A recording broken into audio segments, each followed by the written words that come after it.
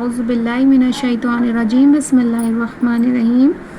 آج کی حدیث حضرت عبادہ بن صامت رضی اللہ تعالیٰ عنہ روایت کرتے ہیں کہ رسول اللہ صلی اللہ علیہ وسلم نے صحابہ کی ایک جماعت سے جو آپ کے گرد بیٹھی تھی مخاطب ہو کر فرمایا، مجھ سے اس پر وعید کرو کہ اللہ تعالیٰ کے ساتھ کسی کو شریک نہیں کرو گے، چوری نہیں کرو گے، زنا نہیں کرو گے، فقر کے ڈر سے اپنی اولاد کو قتل نہیں کرو گے، جان بوجھ کر کسی پر بہتان نہیں لگاؤ گے اور شرعی احکامات میں نافرمانی نہیں کرو گے۔ جو کوئی تم میں سے اس عہد کو پورا کرے گا اس کا اجر اللہ تعالیٰ کے ذمے ہے، اور جو شخص شرک کے علاوہ ان میں سے کسی گناہ میں مبتلا ہو جائے اور پھر دنیا میں اس کو اس گناہ کی سزا بھی مل جائے، جیسے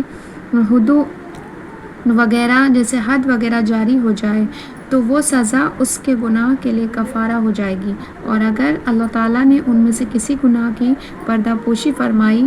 اور دنیا میں سے اس کو سزا نہ ملی تو اس کا معاملہ اللہ تعالیٰ کی مرضی پر ہے، چاہے وہ اپنے فضل و کرم سے آخرت میں بھی درگزر فرمائے اور چاہے تو عذاب دیں۔ حضرت عبادہ رضی اللہ تعالیٰ عنہ فرماتے ہیں کہ ہم نے ان باتوں پر آپ صلی اللہ علیہ وسلم سے بیعت کی، یعنی وہ اس پر ایمان لائے۔ سبحان اللہ۔